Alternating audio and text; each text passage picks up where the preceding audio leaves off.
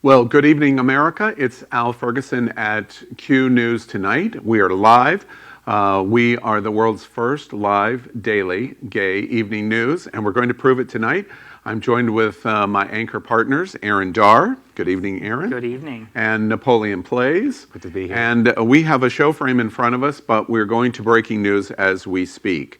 18 minutes ago, Iran launched at least 10 missiles against U.S. troops in Iraq, and Aaron's going to bring us up to date in this live breaking news as we speak. Yes, it's very breaking news. We only have bits and pieces that are just now coming in as we speak. So it's being hailed as Operation Martyr Soleimani.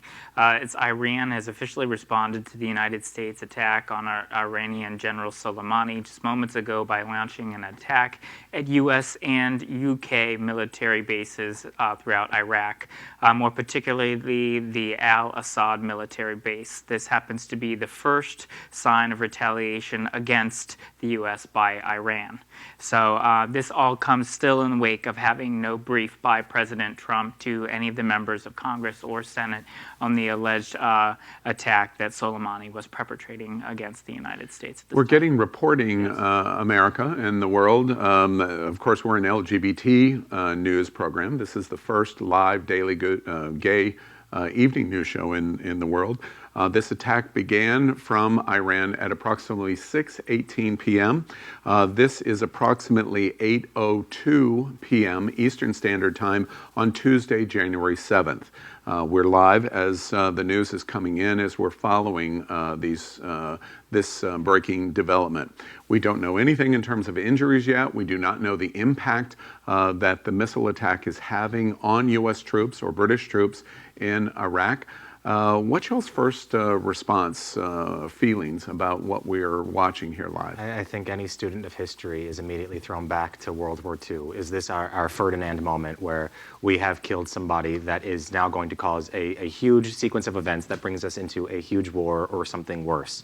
That's all that can run through my head at this time. President Trump was very clear. We reported last night was the premiere of Q News Tonight, and we reported in our premiere show last night that on Sunday, President Trump lives just 30 miles from here at Mar A Lago, that he had this impromptu news conference on Air Force One as he took off from here in South Florida to return to Washington, and basically called Iran out and said, if you respond and attack U.S. interest, we are going to have a full-scale attack against you. In less than, 24 hours since we reported that on our premiere broadcast episode, Iran has now responded directly against U.S. troops. What do you think, Aaron, the next steps are going to happen? Well, I think the next steps are we're going to still have to get to the fact of the situation that the president had initially alleged, and that was whether or not General Soleimani actually was going to do any kind of ill will against the United States via any of our bases over in Iraq. And we still have not been briefed, and we still don't know if that is true. And if that indeed is not true, then it is an act of aggression, not just in the eyes of our nation, but as our allies and our adversaries abroad. So it's going to be very foretelling what happens in the coming hours, the coming days, and the coming weeks as we plan our response in regards to what's happening right now across military bases all throughout Iraq. America and the world, as we tell you, we are very likely the only gay news outlet on the entire planet that is reporting this news live.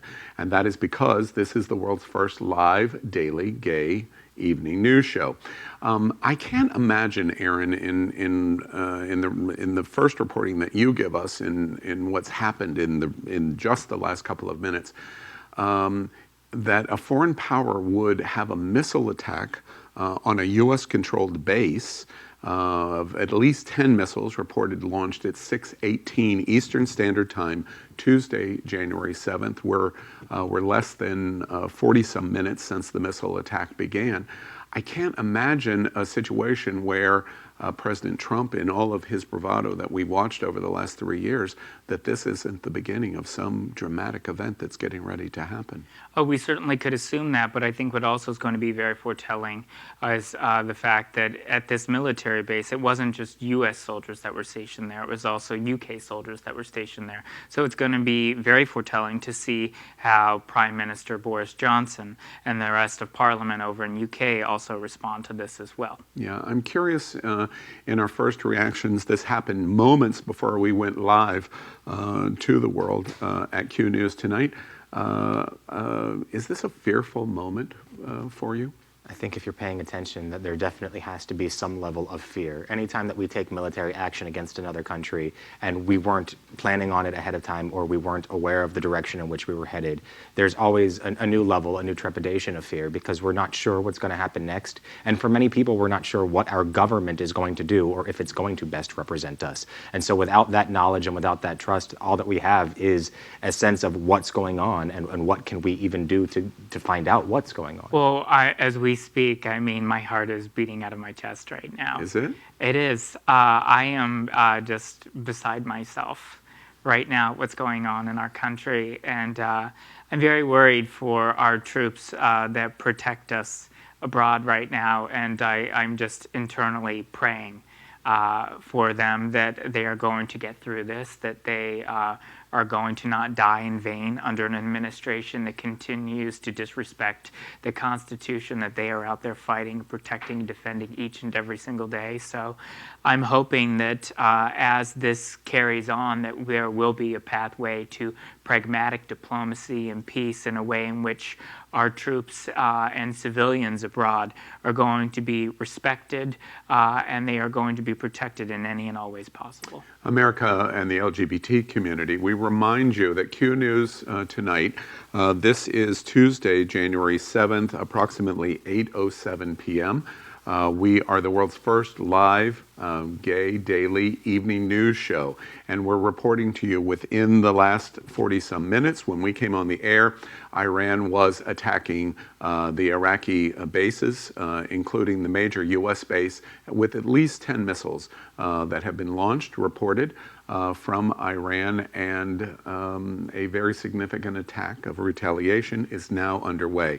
I want to focus, because we're an LGBT program and we're a live LGBT program, what do you think the reaction of LGBTQ plus community in America and around the world, what reaction do you think they are having right now, different than perhaps other? Well, I think personally right now, I think the world is watching. And I think that regardless of who you voted for in the last presidential election, myself included, as someone who did not vote for President Trump, I'm looking for our president to be prepared and ready to lead on day one.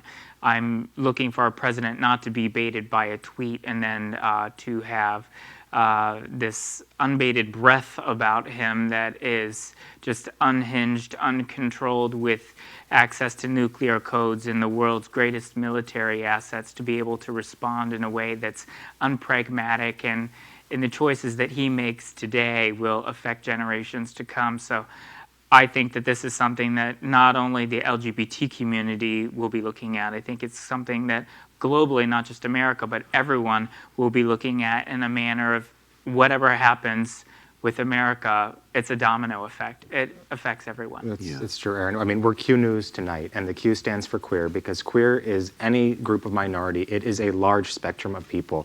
And this is a time when nobody wants to feel like they are the minority, where nobody wants to feel like they're outside of the major interactions that are going on. We want to feel unity as a country. We want to feel like we're being led by a singular unit, by a strong voice as a country. And that is not what this type of action instills within me. I think that other people in the LGBTQ spectrum that are watching tonight and that are involved just in our country and the political actions that we're taking must be feeling that large sense of fear to not know what's going on, what's going to happen, or why we're feeling a sense of outcast because of these actions. Mm-hmm.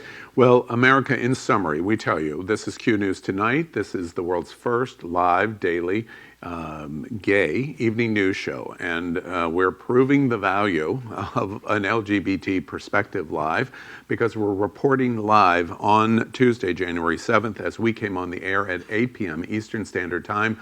Iran begins to attack the U.S. major military base in Iraq with at least 10 missiles.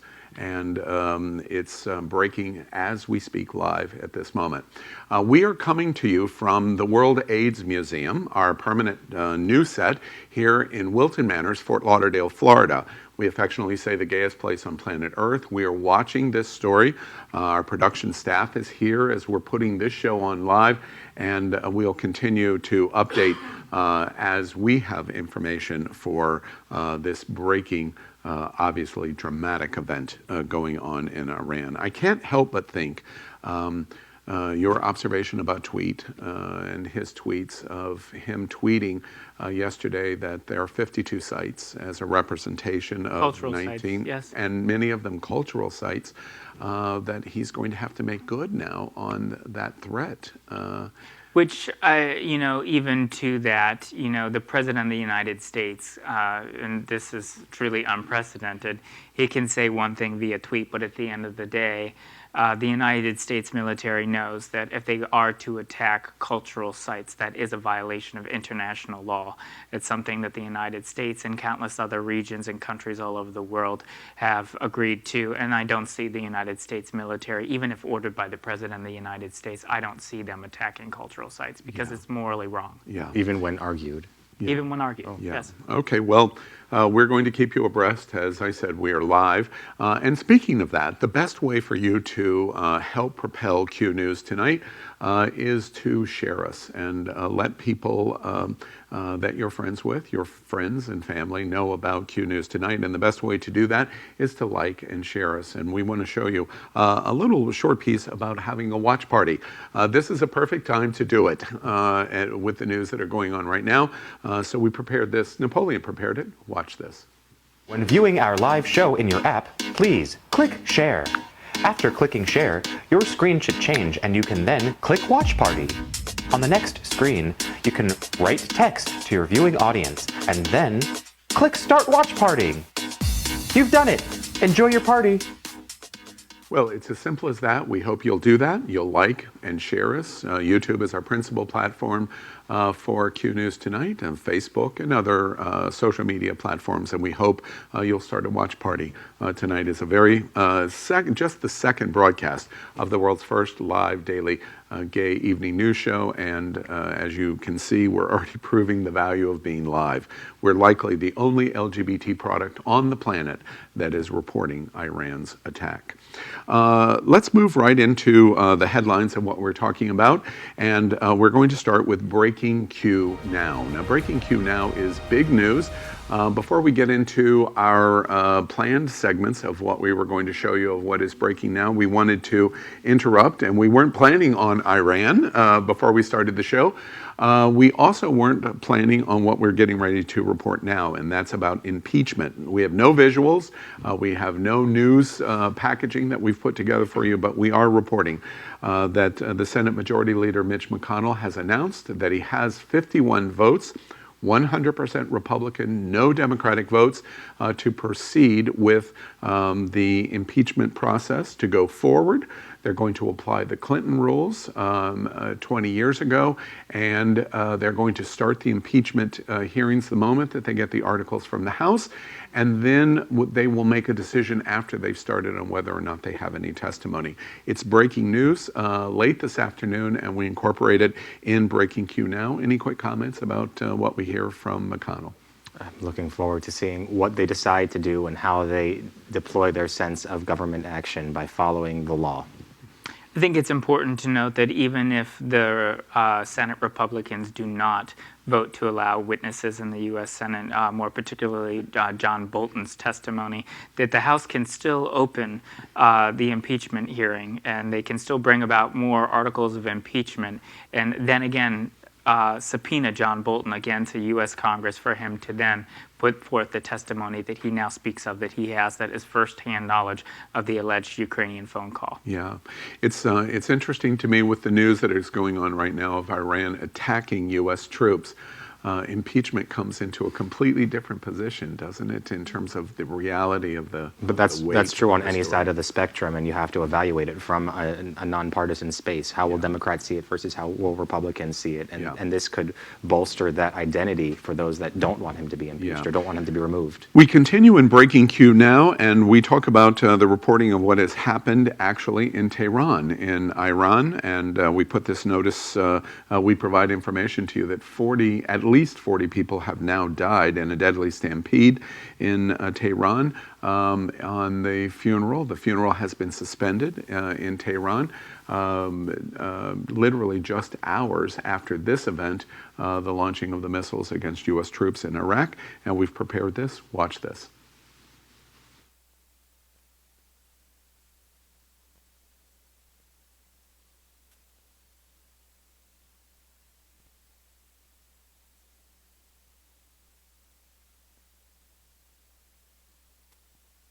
3 days of national mourning. Huge crowds have attended the funeral of the country's top general, Qasem Soleimani.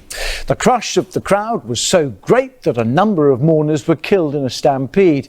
Iranian media are now saying as many as 40 people have died, more than 200 others injured. 62-year-old General Soleimani was killed in a US drone attack on Friday at Baghdad International Airport.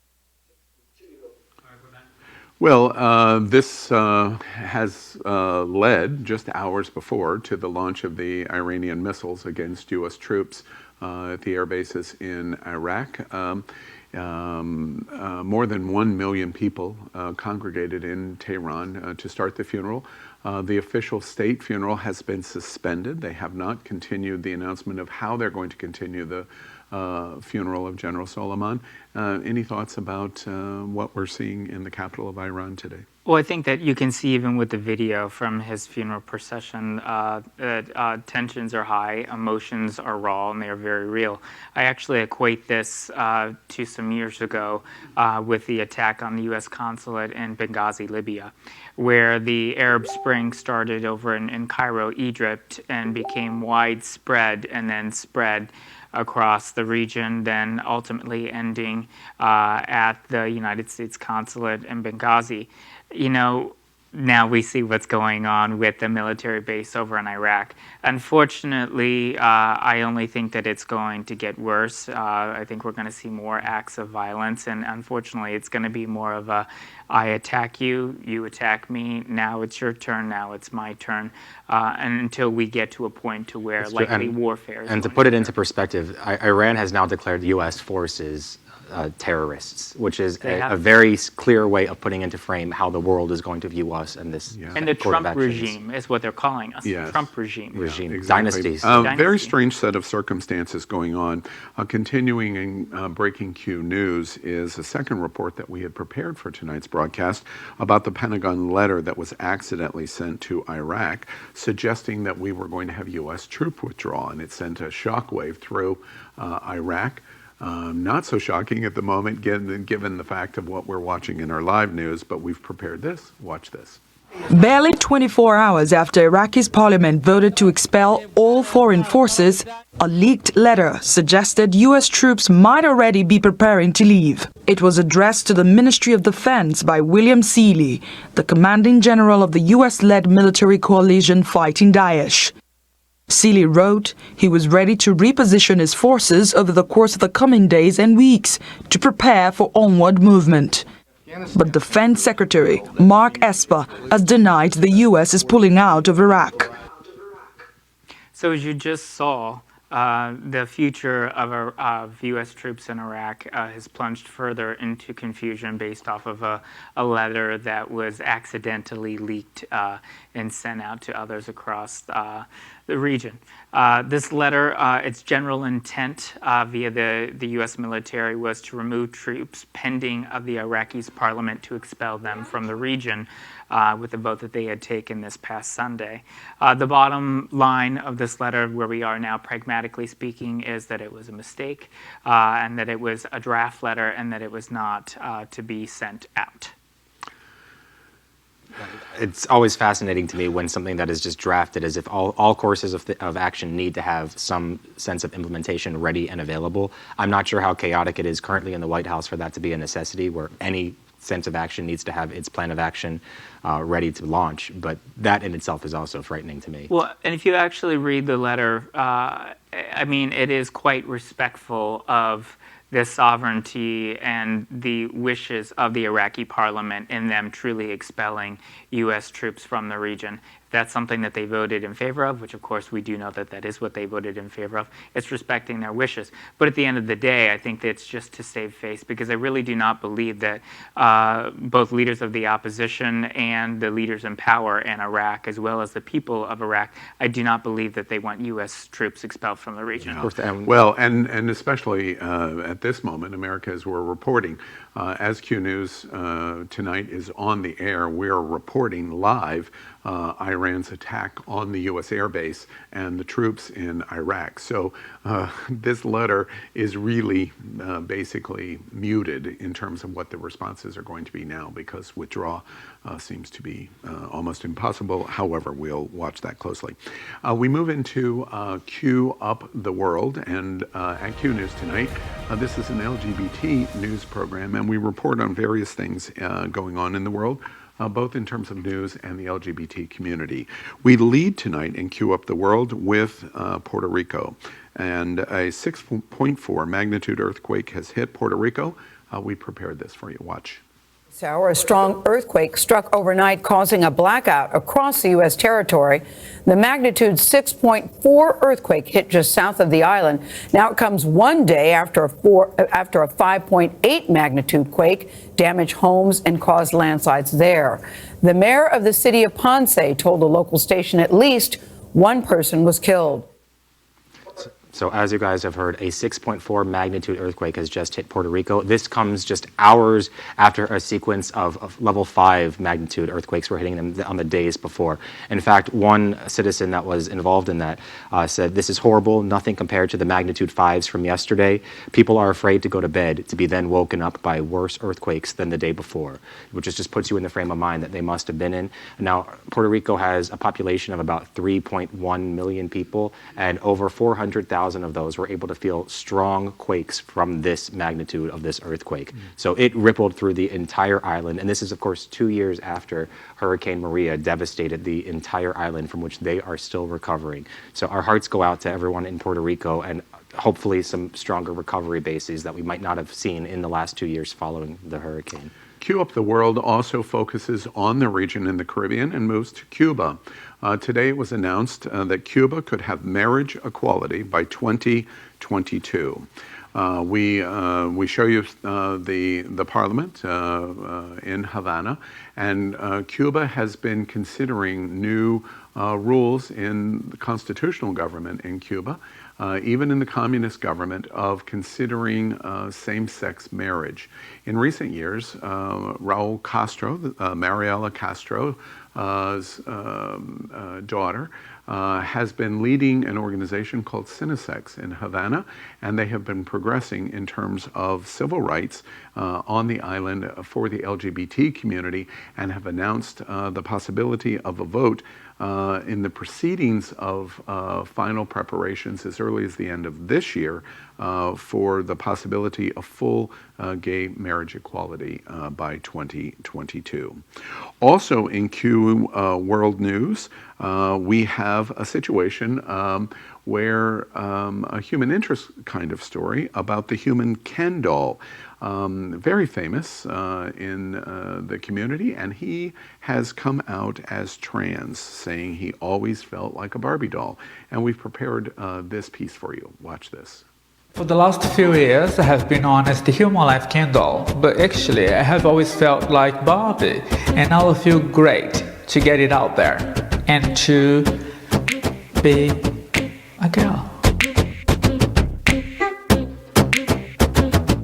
So, Rodrigo Alves was his name, often referred to by many, including the Eve show Botched, which some of us might know him from, as the human Ken doll. He has recently come out as transgender after spending over, get this, over $1 million over the last 15 to 20 years on cosmetic surgery. Almost as much as Napoleon. Almost as much as If it takes that result to get to where we're at. But one of those surgeries I was reading was the removal of his six-pack that was implanted. And that goes along with the statement that Yale found in 2019 that gender reaffirming surgeries will lead to a significantly less mental health issues in the trans community. So if the one physical action leads to better mental health in a community, I say absolutely go for it.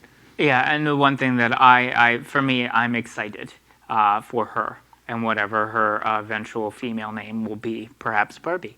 But with that being said, right now across the world, we see the murder rate of people who are transgender is at an all-time high, and the average life expectancy of someone just in America alone who is transgender is only 35, and their suicide rate is 53%. So if we can implement mental health services, and if we can do things like gender reassignment surgery and provide access to mental health care services that propel them to have access to said surgeries, then we're doing our part in the LGBT community in providing those services. Our final note in queuing up the world, we go to Chile in South America, and we report on the new transgendered law that has gone into effect today in Chile. And Napoleon, tell us a little about that. A new law for transgendered individuals has come into effect in Chile, where trans people who are at least 18 and single can now change their name and their legal gender with a very simple procedure. And for teenagers that are between 14 and 18, they can do so in court, though anyone that's under the age of 14 still has to wait until that age to come about any sort of changes. And what's really revolutionary about this is that just in the very first day, 136 people were ready to go to have this process started, and over 900 more are already in the process and looking to have that happen just in Chile alone. So it's a really remarkable thing to see how people are ready to move and just waiting for government to catch up with these types of things that are about who we are as an identity. In fact, who we see on TV right now, Alessia Incoche, stated, "Up until now, to the Chilean government, I did not exist. Today, this new law allows me to legally recognize my existence." Awesome. Powerful. We come out of our queuing up the world by a shout out to Concepto Modern Living. As you can see, we're sitting in a new set right in the heart of the World AIDS Museum here in Wilton Manors, Fort Lauderdale, Florida. And Concepto Modern Living helped us in terms of the creation of this new set, and we thank them very much. We move into Queue Up the USA, and we focus on some news here at home. And we're reporting that the Senate has confirmed now the 5th openly gay ambassador for the United States. Lithuanian Ambassador Robert Gilchrist has been confirmed by the U.S. Senate, and we now have 5 LGBTQ plus representatives as ambassadors to the world. Very exciting news. Also in Queue Up the USA, we talk about President Trump. He left on Sunday on Air Force One from South Florida. He's a resident of It's Happening Out's territory, and Q News Tonight. Mar A Lago is just 30 miles from here. And the news breaks that President Trump has spent $118 million on trips to Mar A Lago. Aaron, tell us a little about that. Yes, this marks his 26th visit, just in the time that he's been president to Mar A Lago. Everybody loves to come to South Florida, apparently. Evidently, they do. Hopefully Iran doesn't. But this marks his 26th visit to Mar A Lago. And this has cost U.S. taxpayers, as of date, over $118.3 million. As of today, President Trump has spent over 227 days golfing. And in the 8 years that Barack Obama was president, he only spent 88 days golfing.